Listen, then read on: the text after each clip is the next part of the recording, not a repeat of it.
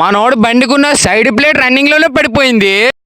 అసలు మ్యాటర్ ఏంటంటే ముందర ఉన్నాడు బండికి బూస్టింగ్ ఎట్టించాలి, వెనకాల ఉన్నాడు బండికి ఎలక్ట్రిక్ వర్క్ చేయించాలంట. దానికి నేనెందుకు మెకానిక్ ఉన్నాడు కదరా అన్నాను. మమ్మల్ని ఇక్కడ వదిలేసి ఈ బండికి బూస్టింగ్ ఎట్టించుకోవడానికి వెళ్ళాడు. అంతలోపు మా నోడు బండి అయిపోద్ది కదా అని బండి చేయించుకొచ్చిరా అన్నాం. మా నోడు బ్లడ్ డొనేషన్ చేసినా సరే బోల్ డబ్బులు వచ్చినాయి. ఆఫ్టర్ ఆల్ బైక్ కి డొనేషన్ చేస్తున్నాడు. బండి మాత్రం మా నోడు రక్తం తాగుతుంది.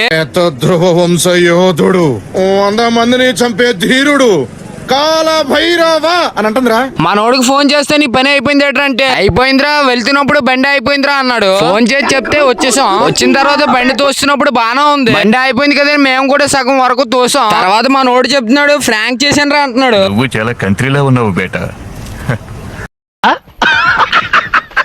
ఎప్పుడు చూసినట్టున్నదే ఈ బొక్క. ఎప్పుడో చూడడం ఏంట్రా, రోజు వెళ్తావు కదరా మీ లవర్ దగ్గరికి. మమ్మల్ని ఫ్రాంక్ చేయడం వల్ల వచ్చే దారిలో సైడ్ కున్న ప్లేట్ పడిపోతే బిగించుకొని వచ్చేసాం. ఫాలో చేయడం మర్చిపోకో, టకాటకా ఉంటాం మరి.